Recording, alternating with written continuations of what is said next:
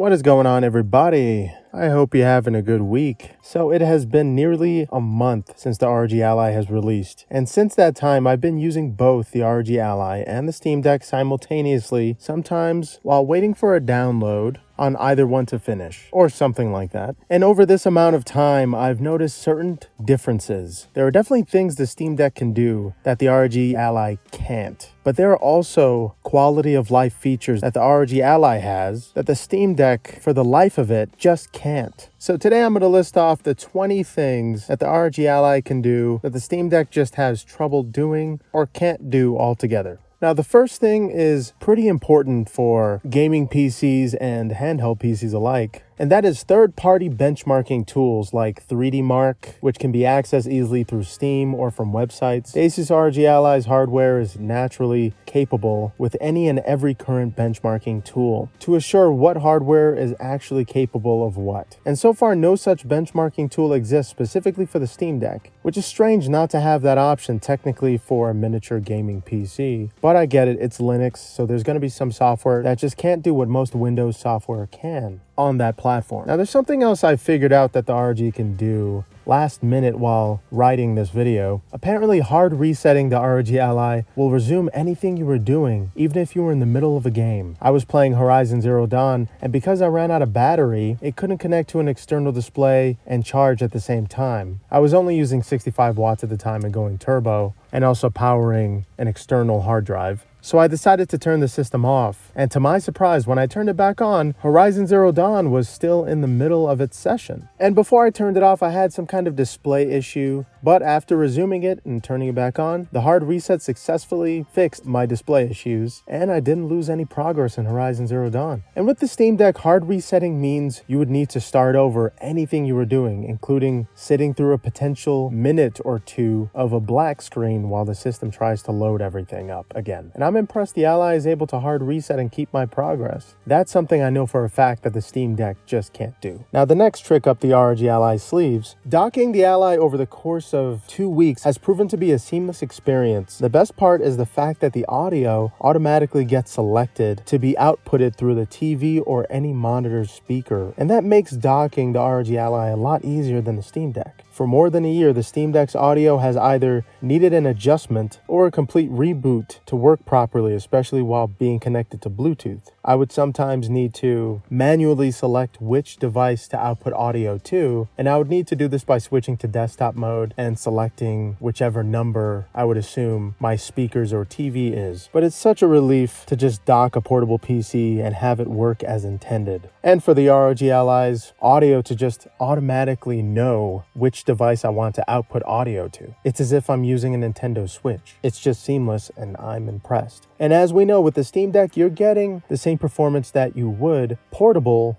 as well if you were docked to a television or monitor. And no matter how many watts you use with the Steam Deck, you can't get any more performance out of it. But plugged in, the performance of the ROG Ally is a lot faster, especially with the official ROG Ally charger. Docking the Ally has its perks, performance-wise. And honestly, docking the Steam Deck makes the user just want to bump up the graphics. But because the performance plugged in doesn't change at all, it's most likely not a smart idea to bump up any resolution too high, especially since the Steam Deck can easily overheat and crash, like it's done hundreds of times for me when I bumped up the resolution to 1080p or higher. And docking to a TV seems to require more energy in some cases. Even the Steam Deck's base resolution isn't as well supported on a TV. In fact, when the official Steam Deck dock came out, some third-party docks stopped working altogether with my Steam Deck. And ironically enough, I needed to boot up Windows to update my third-party dock. So even if there was something wrong with the ROG Ally's docking experience, updating the dock itself through the ROG Ally is pretty seamless since you're already using Windows. And most likely, if you have a third-party dock, it's going to be easily upgradable through Windows. And that's something you actually cannot use the Steam Deck to do. And having that extra performance boost while you're plugged in as well makes for a good bonus. So I guess that counts for 2.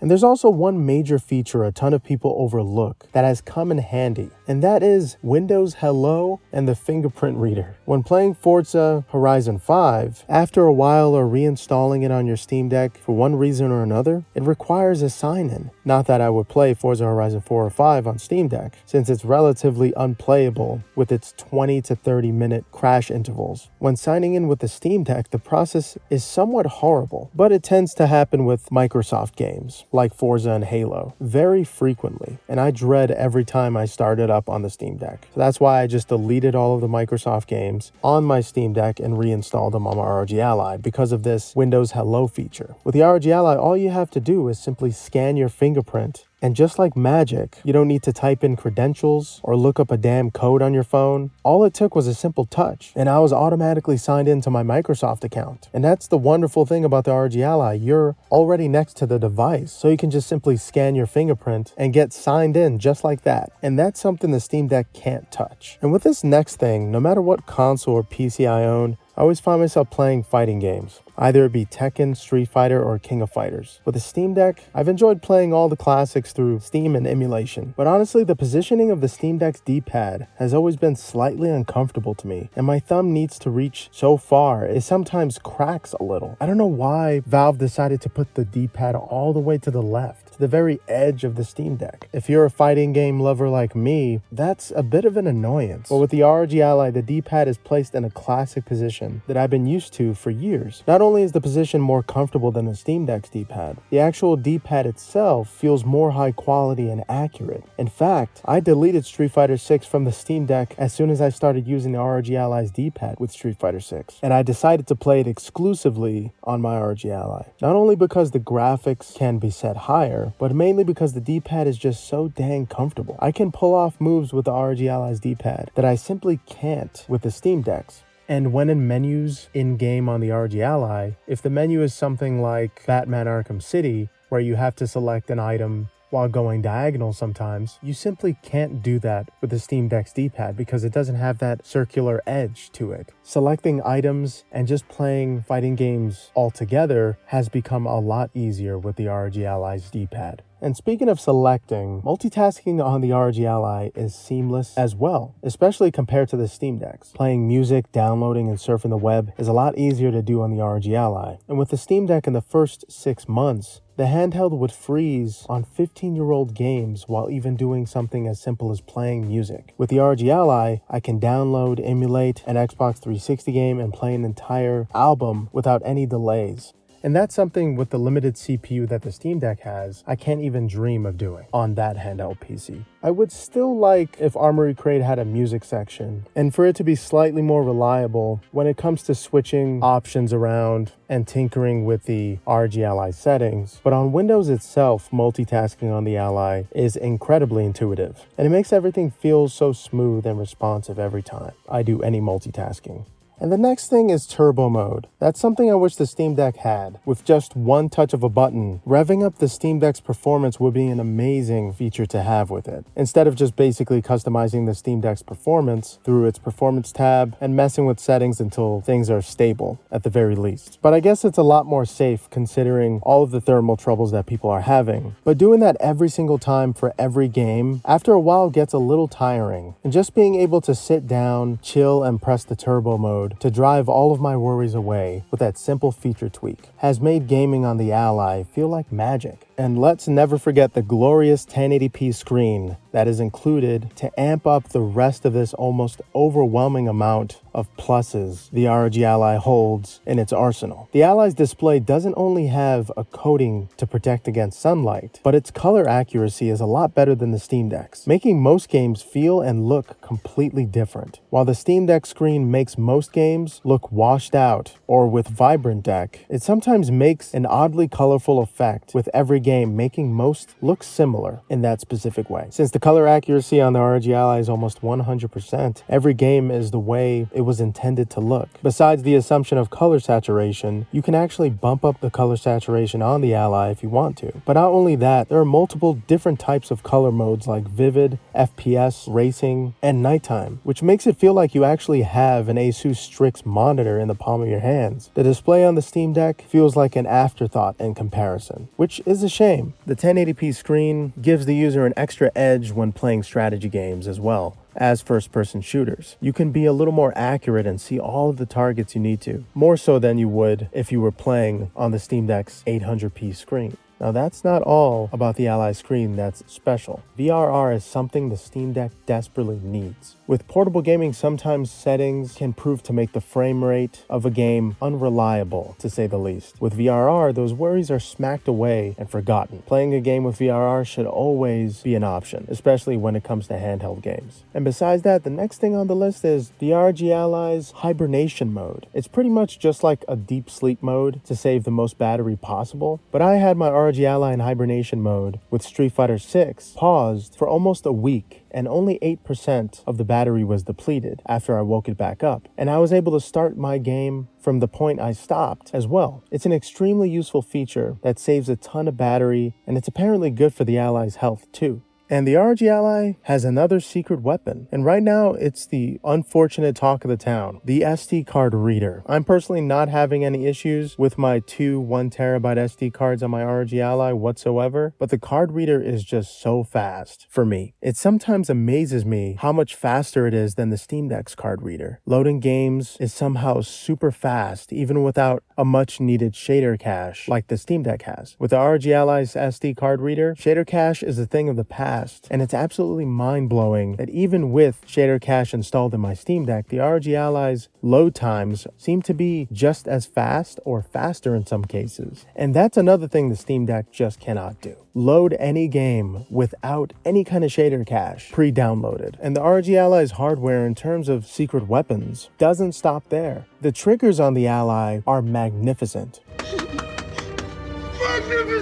And it feels so ridiculously smooth, it's criminal. But yes, the ROG Ally is using Hall effect triggers to put the extra knuckles on the middle finger to the Steam Deck. If only they added Hall effect analog sticks too. But oh well, maybe with the next model. But with those Hall effect analog triggers, you actually get more room and more sensitivity. You can switch and gauge the analog sticks to as much of a degree as you want, about 3 times more than the Steam Deck. This makes certain racing games a lot more intuitive, and you can pull off tricks that you just couldn't with the Steam Deck. And another feature that the ROG Ally has over the Steam Deck is Atmos, changing the sound on the Ally to an almost unprecedented state. It adds extremely accurate surround sound. And it's a feature that every gaming laptop, every console, and especially every handheld PC needs. But the Steam Deck just doesn't have it, and Atmos is the ROG Ally's exclusively supported feature. I also have this option on my Alienware, but it's just amazing that I can use it with the Ally speakers and any headphones that I want. I decided to try it last week and I just never went back to its default audio settings. It would be great if the Steam Deck had an extra layer of audio management to make the sound different or easier to assign audio outputs. The audio on the ROG Ally feels smarter and sounds a lot more crisper. While I've had a couple issues with the sound even this week with the Steam Deck, it's a shame, but one way or another, you have to find improvement. And the ROG Ally's sound quality somehow is an improvement over the Steam Deck's, and it can just do things that the Steam Deck's audio system cannot. And besides the sound settings, there is something a lot more important that the ROG Ally can do that the Steam Deck just can't. It's playing Xbox and Xbox 360 games through emulation, along with a ton of PS3 games that just weren't capable to run on the Steam Deck. With games like Captain America, Super Soldier at 18 FPS on the Steam Deck, you can play it at 40 on the ROG Ally. And when building a PC as a kid, the basic idea I had was to transfer what my PS3 and Xbox 360 had to a vastly smaller form factor, ideally my PC. I even thought of taking my PS3 and PC apart and just fusing them, but that wouldn't work for obvious reasons. And who knew, in less than 7 years later, technology would come to a point where you can not only play your favorite PS3 and Xbox 360 games on a PC, but I can now successfully play games like God of War 3, Metal Gear Solid 4, and Red Dead Redemption on the go, on a handheld more than powerful enough to play those games at a flawless FPS count. I never saw this coming in a million years, but I've always wanted this to become a reality. With ROG Ally, I can finally play favorite titles like Sonic Unleashed at a constant 60 FPS and higher. It's a crazy time to be a handheld PC gamer, and I've never been happier. It's a great relief to have another outlet besides the Steam Deck to virtually play any and all favorite titles without limits. And let's not forget Xbox Game Pass. The ROG Ally can actually play anything through cloud gaming, and you can install it in the system itself. And that's something a lot of people were trying to do on the Steam Deck to no avail, making the ROG Ally effectively an Xbox handheld. And what I usually do is download the single player titles on the actual system, and if I want to play anything multiplayer, I just stream it because I'm connected to the internet anyway, and Xbox Game Pass enables me to do just that. And the next thing is a bit random. ROG Ally can actually run Resident Evil Village without any crashes at a playable frame rate. I've been having problems with this specific title for a long time on the Steam Deck, even after it was marked verified or playable. The game usually hard crashes to the point I need to reset my Steam Deck every time without fail, or should I say with fail. And going back to the SD card and the internal storage, transferring between the two isn't any issue whatsoever. I remember having extremely late nights trying to figure out how to transfer games from my Steam Deck to my SD card or vice versa. Till this day, I'm having trouble, and I'm assuming it's just an OS issue. Transferring games on the Steam Deck is unreliable at best sometimes. On the Ally, you can pretty much rely on it to work every single time. You don't need some kind of exclusive update, or there isn't some kind of error that's telling you that for some reason the game is locked on your SD card or your internal memory. Games on the ROG Ally just transfer, and they don't give you any kind of trouble. And on the Ally, it takes very little time to transfer the games, and the loading bar doesn't freeze forever and tell me nothing for an hour like the Steam Deck did. The ROG Ally effectively made my traumatic experiences with the Steam Deck's transferring system go away within a few days of owning it. And that's also another thing the Steam Deck can't do. It can't take away that trauma and PTSD I have with shader cache, SD cards, desktop modes, gaming modes. It just can't take away any kind of trauma. But the ROG Ally seems to be doing that very successfully. The ROG Ally is pretty much a jack of all trades and almost a master of none. But hopefully that will change in the future. Regardless of that fact, the ROG Ally makes the most of its software, especially when you dock the system. The main part about docking the Steam Deck with third-party docks is it sometimes just doesn't work. And just knowing everything's going to work as intended on the ROG Ally is something I haven't experienced on the Steam Deck at all. No matter what, every single week, without fail, there's always some kind of docking issue or display issue, whether the Steam Deck is flickering in and out. And it's strange because the Steam Deck requires less wattage than the ROG Ally does, and yet for some reason there's a power issue while docking the Steam Deck with third-party docks. And that's unfortunate. It seems like the ROG Ally just has a lot more reliability when it comes to third-party docks. Compatibility with third-party docks is something the Ally excels at, and the Steam Deck is still lacking in certain ways. And out of anything on this massive list, the main feature I wanted to see the Steam Deck have without a Steam controller is waking up the Steam Deck with a controller from sleep mode.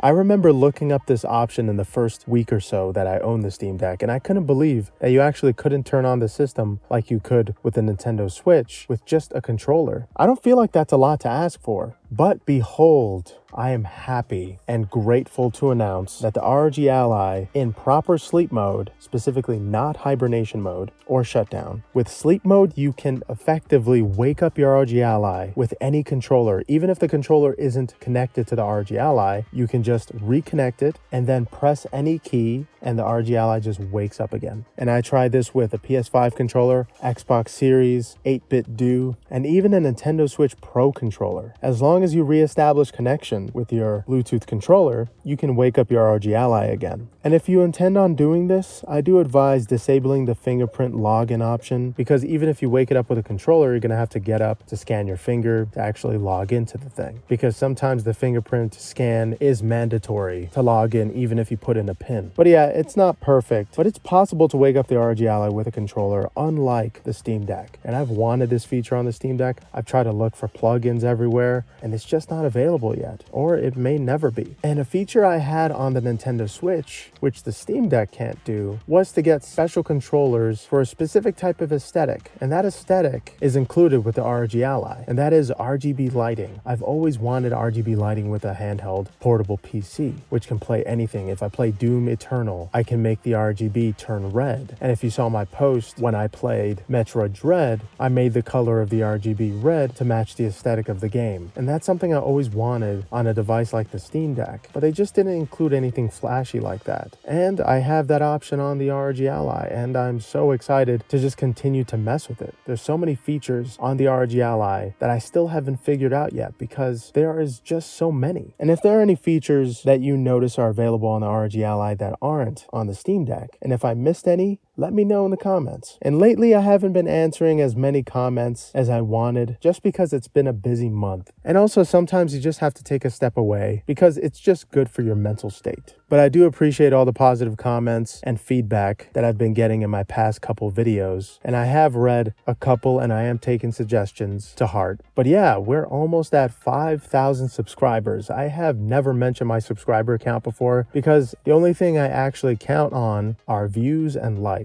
Usually subscriber count doesn't really reflect on anything, but I do want to eventually get up to 10,000 subscribers so I can start getting sponsorships, possibly eventually. But make sure to subscribe if you want to get the latest ROG Ally, Steam Deck, or any tech content, or just media in general that I view as interesting. But anyway, thanks so much for watching, and I hope you guys have a good one. Later.